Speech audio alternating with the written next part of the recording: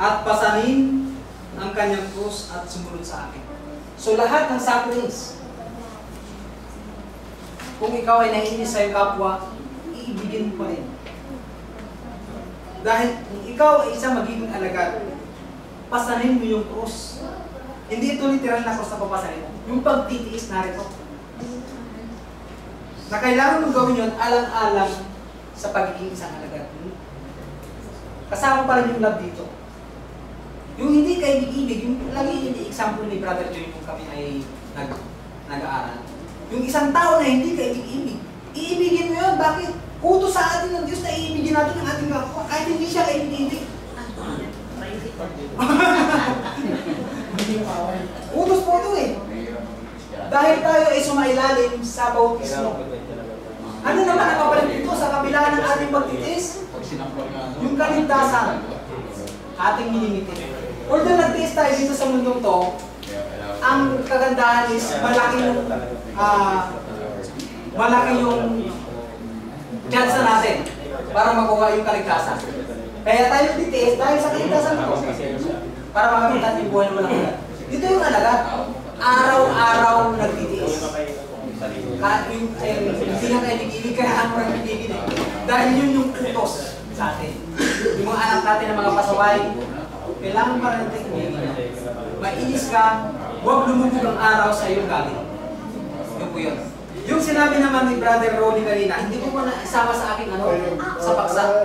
Nasa James. Nakikinig, kaya akala nila, mabautismuhan na, sumampalataya ka na. Opo. James 4. Kaya napanggit ko rin. Opo. Sa 4:17 po yun eh. Sabi nga rin eh, pananampalataya walang gawa. Gawa, patay. Oo. Ayan, 2:26 ng James.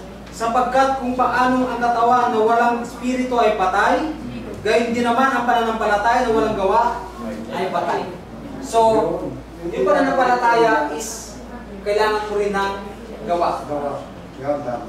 Para masabi mo ikaw ay maliligtas. Faith without work is dead. Ganun din sa love. Salamat po. Ganun din sa love. Pag love mo without work is dead.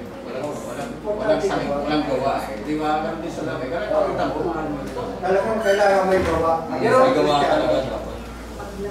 Alam niyo yung kasabihan ng mga matatandaan muna na yung pag gusto niya yung isang babae, dinadaan niya lang sa gawa. Ano tawag doon? Panganikan. Pero bang isa eh? Pero ngayon ganun. Gusto pa ba yun?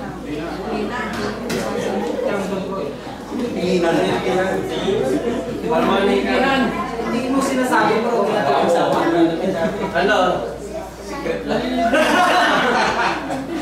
Kasi brother ito naninibihan. Nilbihan. Kapanahonan ni Brad tayo. Ako may pasalab na. Kasi sa mag-asawa, mga kapatid, mayroong totoong love at mayroong totoong din. Mayroong hindi. Kasi mayroong sa kwentong ito, may mag-asawa. Halimbawa yung lalaki, kung magtrabaho siya, kung uwi, minsan 3 buwan. Minsan 6 na buwan. Matagal, dahil malayo siya. Ay, ang nangyari naman sa babae, ay naghanap na ibang love. Sa mga katuwid, halimbawa, pag uwi ng lalaki, maraming chismis.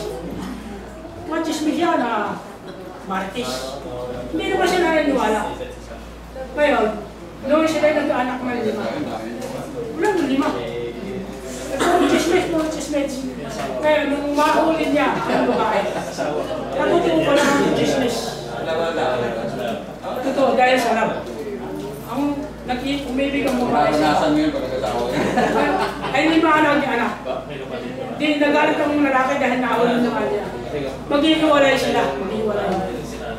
Ngayon, maghihiwalay sila, gano'n na lalaki yung kanyang anak na 5. Eh kung sa'yo, magagagay ba? Sigurado sa kanya yung anak niya.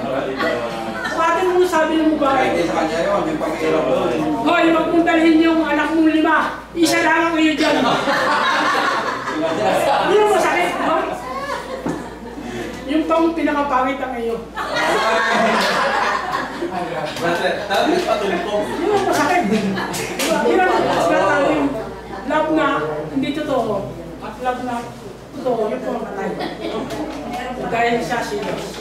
Yung po malang sabi mo sa akin, pagmamahal ng tao.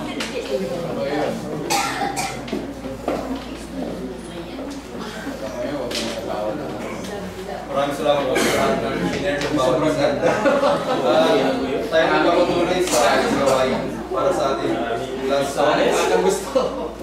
Ulitin po natin ang ating imahinaryo sa page 176. At sa uling stanza ay dahil po kayo. Tingnan po natin si Brother Joker para sa closing prayer. Page 176.